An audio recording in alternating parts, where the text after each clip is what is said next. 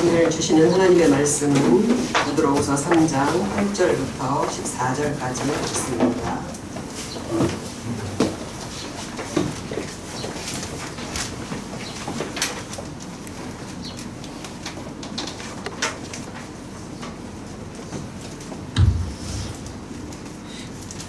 말씀부터 14절까지 성경 공부하겠습니다. 사랑하는 자들아, 주께는 하루가 천년 같고 천년이 하루 같다는 이 한 가지를 잊지 말라.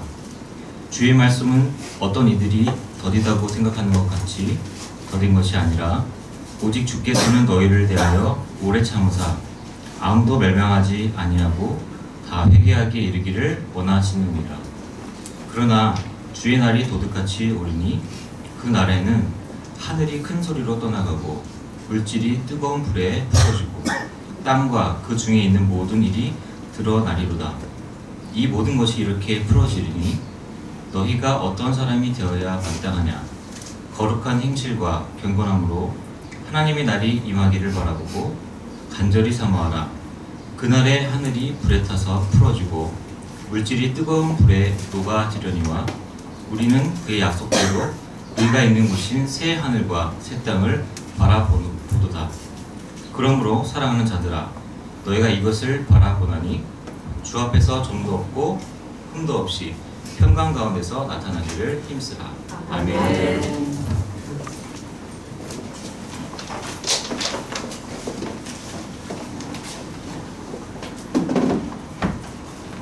오늘날 현대 교회에서는 종말과 재림에 대한 관심이 조금씩 약화되어 가고 있는 것 같습니다.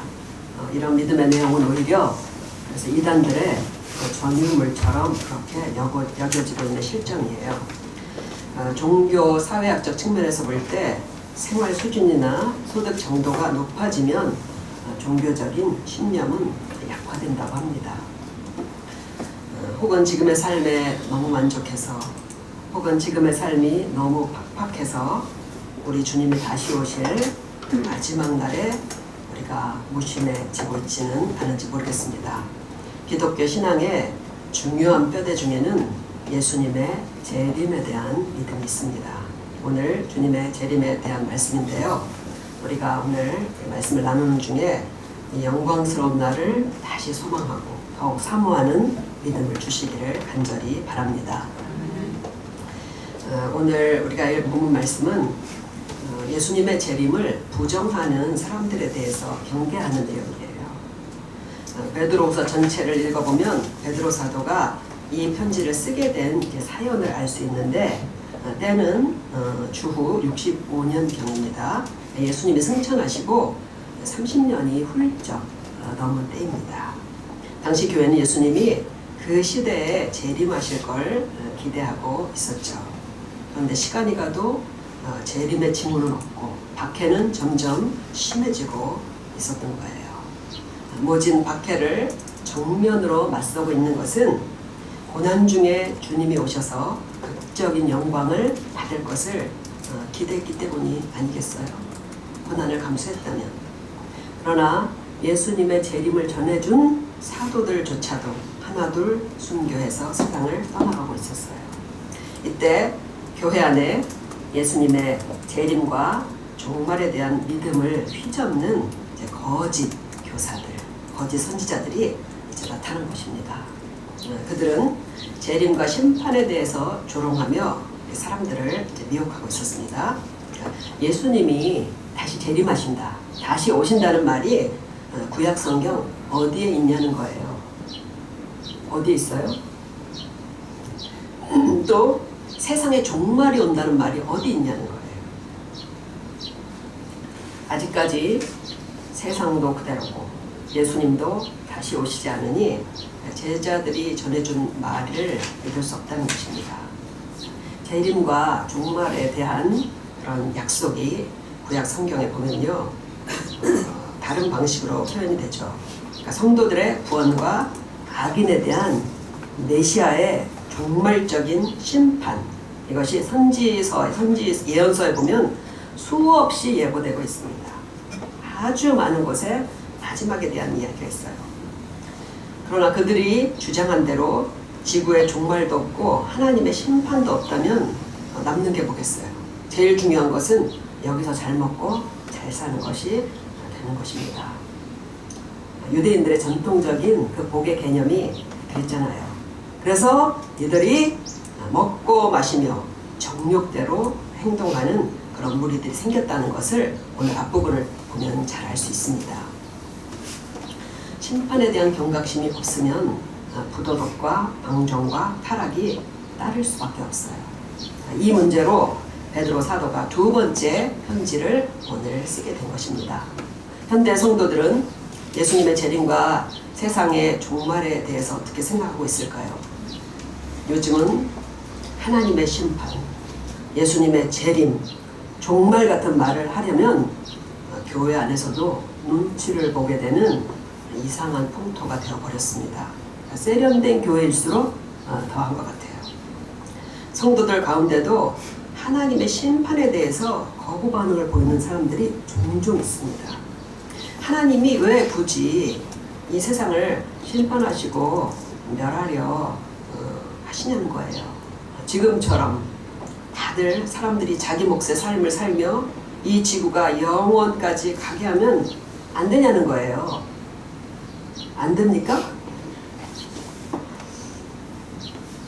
이것이 베드로서에 불순종하는 사람들이나 지금 세상 사람들이나 똑같이 갖는 생각입니다. 그냥 놔두시면 사람들끼리 행복하고 잘 해나갈 텐데 왜 실력 행사를 하시냐는 것이죠. 그러나 죄의 본성을 가진 인간의 상태로는 그런 소박하고 행복한 지구는 존재할 수가 없습니다. 우리가 성경에서 보게 되잖아요. 사람이 가장 행복했던 때가 언제입니까? 창세기 3장 창세기에서 아담과 하와가 범죄하기 전까지 서로 사랑하고 하나님과 사랑하던 에덴 동산입니다. 사람이 죄를 범한 창세기 3장 바로 다음인 4장에 무슨 일이 일어나죠? 살인사건이 일어나죠? 가인 동생 아벨을 죽이는 살인사건이 일어납니다. 가인은 아벨만 죽인 게 아닙니다. 아들 아벨을 사랑했던 부모도 죽인 것과 다름없는 거예요. 지난 6월 10일 60 민주화 항쟁 기념일에 민주운동을 하다가 죽었던 그 학생들 있잖아요. 그들의 부모들을 내 삶을 특집으로 꾸린 그런 프로를 잠깐 보았습니다. 다 잘난 아들들이더라고요. 그 잘나고 귀한 아들을 그렇게 억울하게 보낸 부모들은 그 이후로는 사는 게 산 것이 아니었더라고요. 산 게 아니에요. 그건. 가인의 악은 사람에게만이 아니었습니다. 죄의 본성을 다스리라고 진심으로 염려하신 하나님 앞에서 보란듯이 아우를 죽이는 악을 선택한 것입니다. 사람들이 하나님 앞에서 보란듯이 죄를 짓잖아요. 보란듯이 죄를 짓습니다. 그리고 그 다음에 바로 이어서 무슨 이야기가 나옵니까? 이번엔 라멕이라는 자가 사람을 죽여놓고 마치 공을 세운 듯 떠버리는 그런 장면이 나옵니다. 그러니까 살인은 걷잡을 수 없이 터져 나왔습니다. 이 라멕이라는 사람은 최초로 아내 둘을 가졌다고 성경은 기록합니다. 라멕은 두 아내의 마음에 지옥을 심어 놓은 거예요. 성경이 왜 이들을 기록했겠습니까? 사람의 마음속에 뭐가 있는지를 보라는 거예요. 우리는 따뜻함을 가장한 인간의 박애주의에 속으면 안 됩니다. 어제도 뉴스에 나왔던 끔찍한 사건들, 남편의 아들을 여행 가방에 구겨 넣어 죽이고 아내의 딸을 후라이팬에 지지는 그 무서운 사람의 본성, 그것이 몇몇 범죄자나 정신 이상한 사람들에게만 있다고 속지 말아야 합니다. 이 두꺼운 구약 성경이 사람의 속을 파헤쳐서 보여주는 거잖아요. 사람들끼리 잘해낼 수 있다는 그런 말을 믿으면 안 됩니다. 내 힘으로 착하게 잘 살 수 있을 것 같다는 생각도 빨리 버려야 돼요. 악이 창고라면 사람의 선한 의지는 힘없이 무너져 버려요. 국가적인 범죄에 동조했던 많은 사람들이 다 교양 있고 착하게 살던 사람들이에요. 전쟁의 폐허 속 맨바닥의 삶, 또 생존을 위해서라면 남의 살이라도 뜯어가는 것이 인간이 만들어낼 수 있는 세상입니다. 안타깝게도 이것이 진실이에요. 세상이, 특히 우리가 살고 있는 우리 가정, 우리 사회, 이 나라가 그래도 우리가 웃으면서 이렇게 정을 나누며 살아갈 수 있는 것은 그나마 하나님이 우리를 붙들어 주시는 은총 때문인 줄 믿으시기 바랍니다. 그러나 하나님은 때가 되면 이 세상을 종결하신다는 거예요. 그리고 모든 사람들을 공의로 심판하십니다. 주님의 재림을, 주님의 나라를 기다리던 자녀들을 영원한 집으로 인도하시고 주님의 심판을 비웃으며 평생 죄를 짓고 산 사람들을 영원한 형벌로 철저히 관리하십니다.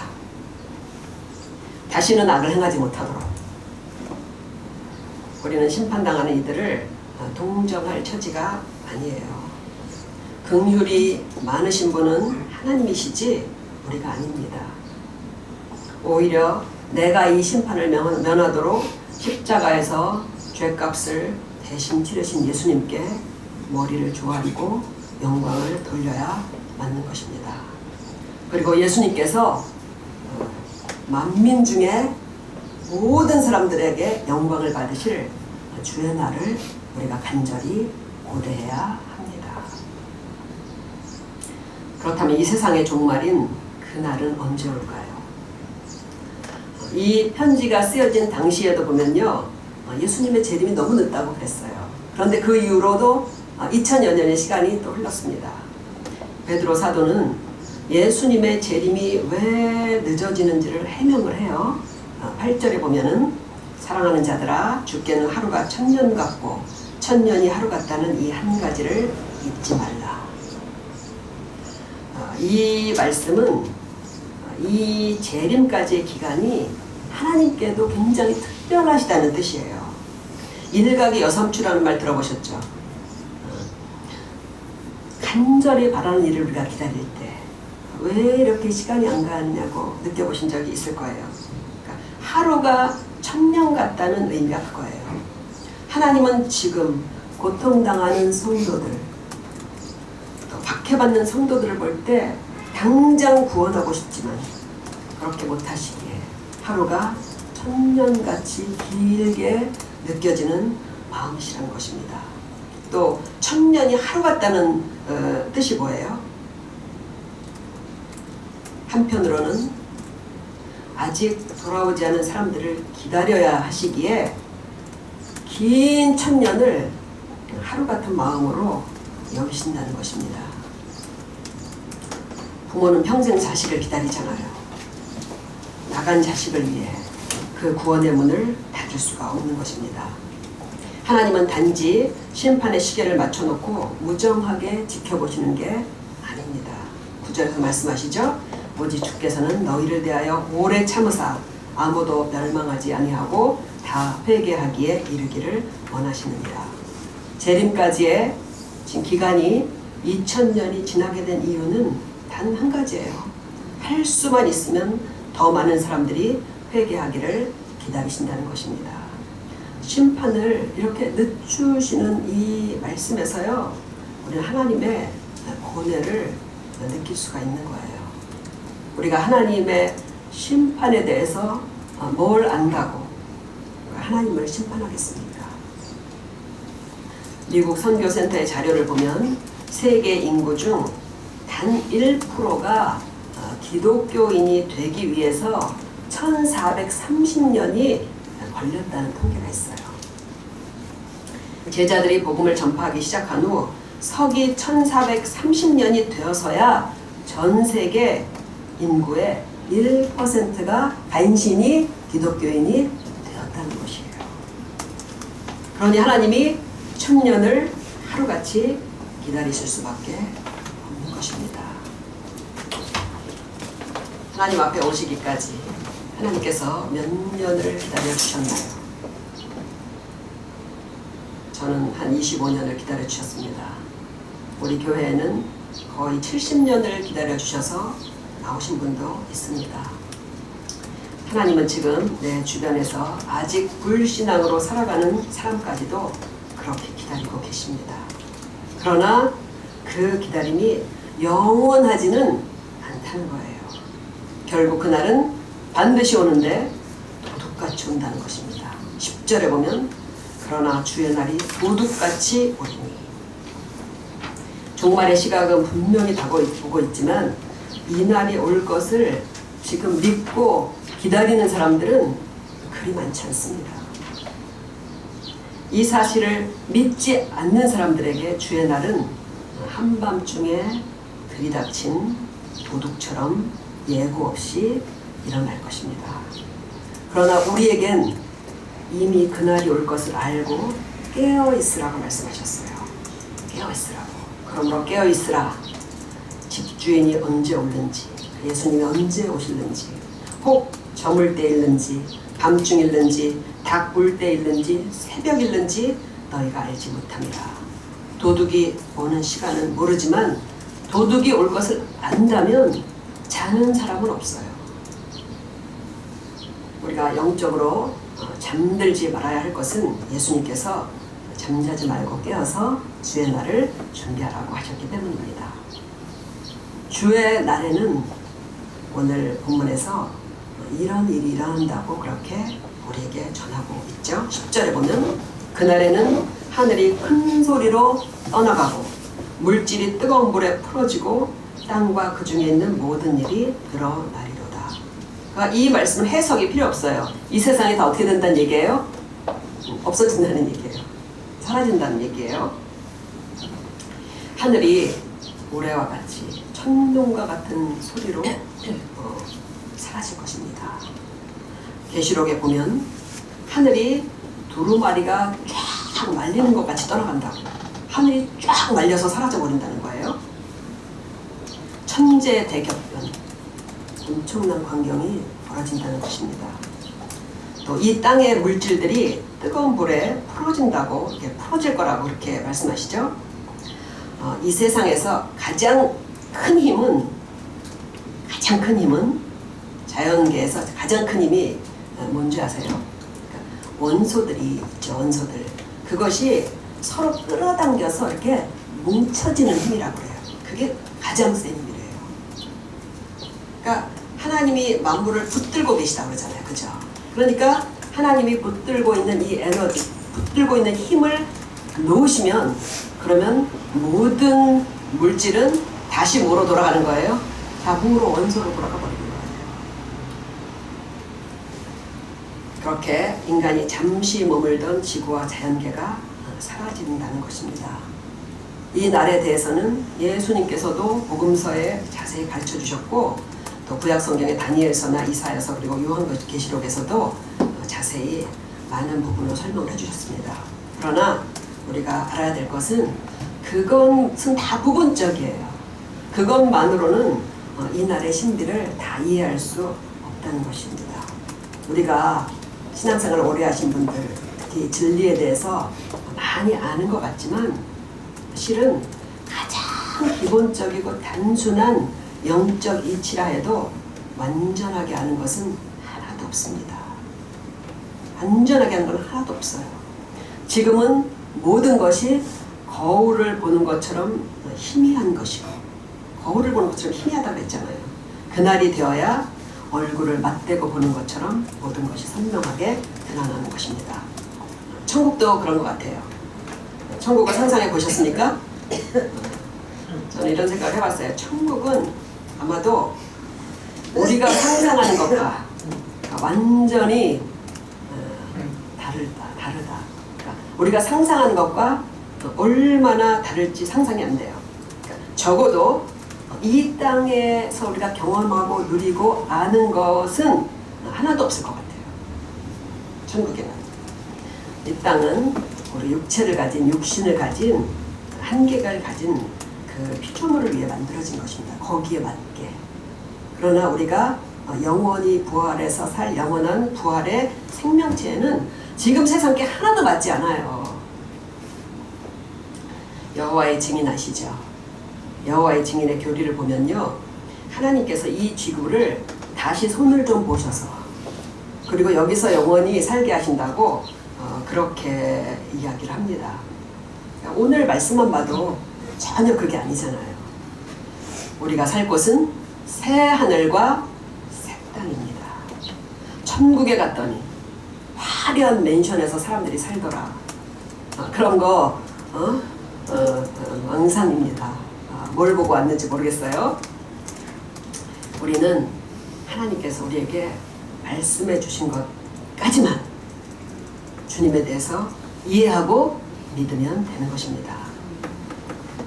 그리고 오늘 말씀을 보면 그날에는 이렇게 만물이 사라지지만 반대로 사람들이 은밀하게 행한 모든 일들은 하나님 앞에 벌거벗은 듯이 다 드러난다고 그렇게 말씀을 합니다. 10절에 보니까 땅과 그 중에 있는 모든 일이 드러나리라. 이 마지막 날, 그 마지막 날에 환상을 본 사람들 중에 한 명이 다니엘이에요. 다니엘은 그 환상을 다니엘서에 이렇게 기록합니다. 이것 역시도 우리가 이해할 수 있는 차원의 환상으로 보여주신 거예요. 다니엘서 7장 10절을 보면 불이 강처럼 흘러 그의 앞에서 나오며, 이 불은 우리가 생각하는 그런 불이 아닌 거예요. 하나님의 보좌 앞에서 불이 강처럼 흘러서 나오며 그를 섬기는 자는 천천히요 그 앞에 모셔선 자는 만만이며 심판을 베푸는 책들이 펴놓였더라.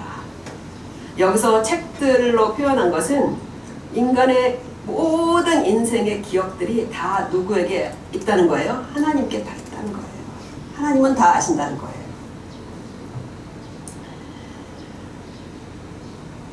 본문에서 주님의 재림과 그리고 심판이 어디 있냐고 그렇게 조롱하고 도발하는 사람들의 눈엔 왜 이런 말씀들이 가려져 있는지 모르겠어요. 요한계시록 20장 12절에도 이렇게 요한이 그 장면을 보고 이렇게 얘기합니다. 또 내가 보니 죽은 자들이 큰 자나 작은 자나 그 보좌 앞에 서 있는데 책들이 펴 있고 또 다른 책이 펴졌으니 곧 생명책이라. 죽은 자들이 자기의 행위를 따라 책들에 기록된 대로 심판을 받으니. 그러니까 달리 해석할 여지 없이 마지막 날에는 모두가 보좌 앞에서 심판대에 선다는 거예요. 바울 사도도 그랬어요. 우리 모두가 하나님의 심판대 앞에 서리니. 어떤 내용을 우리가 심판받을지는 모르겠지만 우리의 일생에 대해 하나님 앞에서 결산을 하게 될 것입니다. 그 결산이 잘하였다, 착하고 충성된 종아라는 말씀이, 이 말씀을 모두가 듣게 되시기를 간절히 바랍니다. 이렇게 예수님의 강림하심과 종말이 있으니 너희는 이렇게 살라는 거예요. 11절에 보면 이 모든 것이 이렇게 풀어지리니 너희가 어떠한 사람이 되어야 마땅하냐. 거룩한 행실과 경건함으로 하나님의 날이 임하기를 바라보고 간절히 사모하라. 주님의 날이 임하기를 간절히 바라고 사모하라는 거예요. 그렇게 우리가 살고 있지 못했다고 생각이 듭니다. 주님의 날이 우리 세대에 임할는지 아니면 몇십 년 또 100년 뒤에 임할는지 그것은 하나님이 아시는 일입니다. 그러나 분명한 것은 우리는 각자의 인생에서 종말을 맞이한다는 거예요. 제 나이만 돼도 그 시간이 그리 멀지도 않습니다. 우리 세대 우리는 다 하나님 앞에 설 거예요. 그것을 생각하면 거룩한 행실과 경건함으로 살 수밖에 없는 것이죠. 이것을 우리가 항상 기억한다면 우리가 살아가는 방향을 잃지 않고 믿음의 길을 우리가 온전하게 가게 될 것이 분명합니다. 또 하나님이 우리를 보시기 위해서, 우리를 하나님의 나라에 두시기 위해서 일각이 여삼주같이 고대하시듯이 우리도 하나님 보기를 기대하고 그렇게 소망해야 맞다고 생각해요. 하나님만 그렇게 기대하시면 안 되잖아요. 천국은 더 이상, 오늘 우리가 교동문에서도 읽었잖아요. 더 이상 고통도 없고 눈물도 없고 아픔도 없고 기쁨과 행복 가운데 영원히 살겠지만 그것이 우리가 주의 날을 고대하는 전부가 아닙니다. 만일 그런 삶을 목적으로 배우자를 선택한다면 그 결혼이 아니잖아요. 예수님이 다시 오시는 목적이 무엇인지 분명하게 요한복음에서 말씀하셨습니다. 14장 3절에 보면 내가 다시 와서 너희를 내게로 영접하여 나 있는 곳에 너희도 있게 하리라. 주님이 우리를 주님의 나라에 함께 있게 하고 싶으신 것처럼 우리도 주님과 함께 있고 싶어서 주님의 날을 기다리시게 되기를 간절히 축복드립니다. 그러나 지금 예수님이 누군지 모르겠고 그리고 하나님은 구름 위에 앉은 옥황상제를 떠올린다면 제가 알고 있는 권사님이 오래 신앙생활 하셨는데도 하나님의 이미지를 그렇게 얘기를 하시더라고요. 하얀 수염을 기른 그런 느낌이라면 우리가 주의 날을 간절히 기다린다기보다는 그 날이 오는 게 두려울 거예요. 예수님을 우리가 간절히 기다리고 만나기 위해서 두 가지 정도를 하면 좋을 것 같습니다.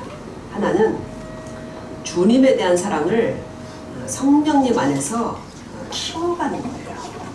사랑도 커가는 거 아시죠? 그러니까 하나님에 대한 사랑도, 예수님에 대한 사랑도 키워가야 됩니다. 성령님의 도우심을 구하면서 성경에서 하나님이 어떤 분이신지를 만나고 그리고 우리의 삶과 우리의 모든 환경과 그리고 어려움과 기도 중에 하나님을 나의 하나님으로 체험해 가는 거예요. 정말 하나님이 나와 함께하고 계신다는 것을 체험해 가야 하는 것입니다. 지난주에 이제 우리 은혜자매가 조혈모 세포를 채집하기 위해서 입원을 했어요. 그리고 이제 과정을 잘 마치고 이제 퇴원을 일단 했고요. 그리고 내일 다시 이제 무균실에 입원하기 위해서 다시 입원을 합니다. 그러니까 지난주에는 입원을 해서 이 쇄골 밑을 이렇게 뚫어서 거기에다가 이제 관을 심장 정맥에다 이렇게 삽입을 해서 이제 그걸 통해서 이제 혈액을 이렇게 채취를 하더라고요. 그래서 그것을 빼서 조혈모 세포는 빼내고 그리고 피는 이제 다시 이제 굵은 주사바늘로 해서 팔로 다시 집어넣더라고. 정말 의술이 대단한 것 같아요. 그러니까 고통스럽잖아요. 5시간 정도를 그렇게 이제 피를 뽑아야 되는데 보통 이제 이걸 몇 차례 이렇게 해야 그 조혈모 세포가 다 어느 정도 양이 찬다고 해요. 근데 은혜자매가 한 방에 다 채워서 퇴원을 한 거예요. 지난주에. 그러니까 간호사들이 우리 은혜자매가 되게 야리야리하잖아요. 약하게 생겼는데 어떻게 그렇게 조혈모 세포가 많냐고 신기해했다고 합니다. 그러니까 10명 중에 1명이나 그렇대요. 하나님이 은혜자매를 우리의 모든 환난 중에 구할 때 긍휼히 여기신다는 것을 우리가 이렇게 함께 체험해 가게 되는 것 같습니다. 그러니까 하나님을 우리가 눈으로 보지 못했지만 이렇게 점점점 알아져 간다는 게 너무 신기한 것 같아요. 처음에 우리가 신앙생활을 할 때보다 지금 더 많이 하나님을 알아셨을 거예요, 아마. 우리가 기도할 때 어때요? 예수님을 한 번도 보지 못했지만 저는 눈을 감고 기도할 때 예수님의 눈을 마주치는 걸 느끼겠더라고요. 느끼 좀 신비주의 같은 애예요. 그러니까 우리가 예수님의 눈을 이렇게 마주하고 예수님이 특히 잘 알고 계시는 그 느낌을 알고 그러니까 기도가 되는 것 같아요. 그 예수님의 심오한 인격을 조금씩 알아가게 된다는 게 너무나 신비스러운 일입니다. 그렇게 우리는 하나님을 점점점 알아가고 어느새 나도 마음으로 사랑하며 이제는 다른 아무 것과도 내 주님을 바꿀 수 없다고 그렇게 고백을 하게 되는 것입니다. 내가 사랑하는 주님을 만날 것이기에 주의 날이 더욱더 기다려지는 모두가 되시기를 축복드립니다. 또 주님을 우리가 간절히 사모하고 만나기 위해서 오늘 말씀이 뭐라고 그래요? 거룩과 성결한 삶을 살라고 그렇게 얘기합니다. 거룩과 성결 없이 주님과 동행할 수는 없는 것 같아요. 우리가 죄를 짓고 우리가 하나님 앞에 꺼리낌이 있으면은 주님과의 그 동행과 임재가 즉시 끊어집니다. 그 느낌이. 이렇게 우리가 거룩하신 주님과 정말 내 할 수 있는 한 최선을 다해서 죄를 멀리하고 정말 주님을 바짝 따르기 위해서 그렇게 이렇게 살아가는 그 믿음의 삶의 기쁨을 정말 뭐라고 표현할 수가 없어요. 이 세상에 어디에서 그런 만족과 평안과 기쁨을 우리가 받을 수가 있겠습니까? 에녹 아시죠? 에녹이 어떻게 300년을 하나님과 동행했겠어요? 300년이나. 너무 좋았기 때문에 그게 가능한 거예요. 그런데 오늘 본문의 앞에 구절을 보면요. 돼지가 그 씻은 것을 입고 돼지우리로 다시 돌아가듯이 사람들이 옛삶을 자꾸 돌아본다는 거예요. 처음에 은혜를 받을 때는 새로운 무언가에 매료되지만 그러나 그 시간이 점차 지나가면 오히려 죄의 본성에 더 잘 맞는 세상이 생각나는 거예요. 출애굽한 이스라엘이 맨날 어디를 간절히 사모했어요? 애굽 땅을 사모했잖아요. 그게 우리의 그게 우리의 자연스러운 그 본성인 거예요. 세속과 죄를 멀리하는 싸움이 평생 성도의 고난인 것입니다. 우리가 무슨 고난을 받겠어요? 이 시대에.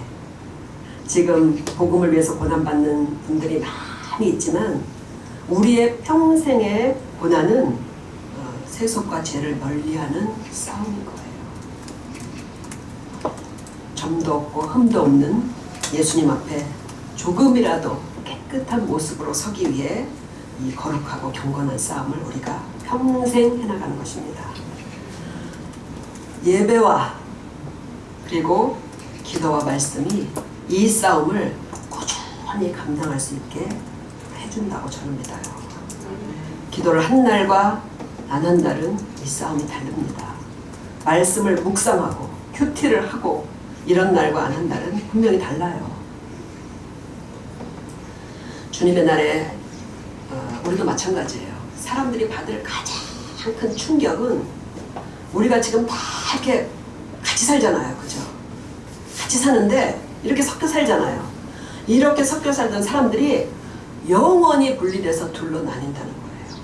이것은 좌편에 선 사람뿐만 아니라 우편에 선 사람들도 너무나 큰 충격을 받을 사건이라고 저는 생각을 합니다.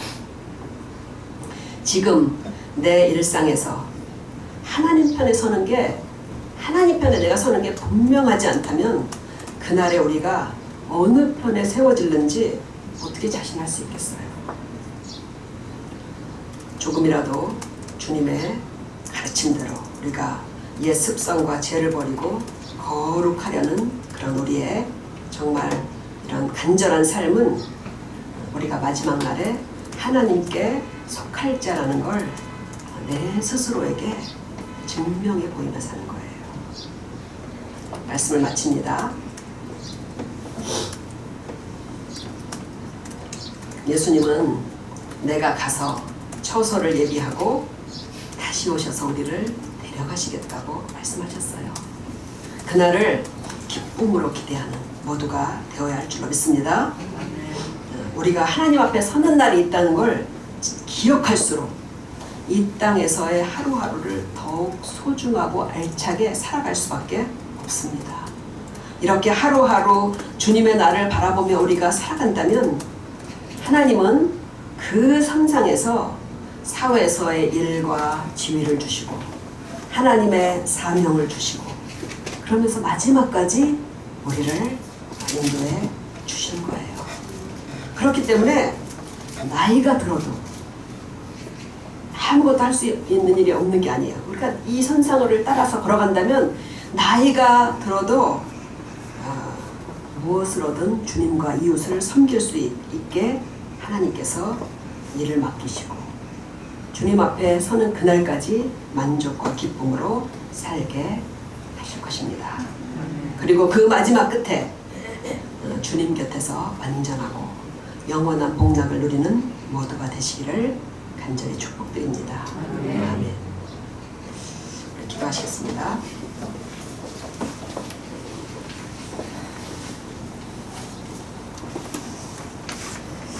하나님 아버지, 세상의 염려와 바쁜 생활을 이유로 예수님의 재림의 날을 준비하는 삶이 부족했음을 회개합니다.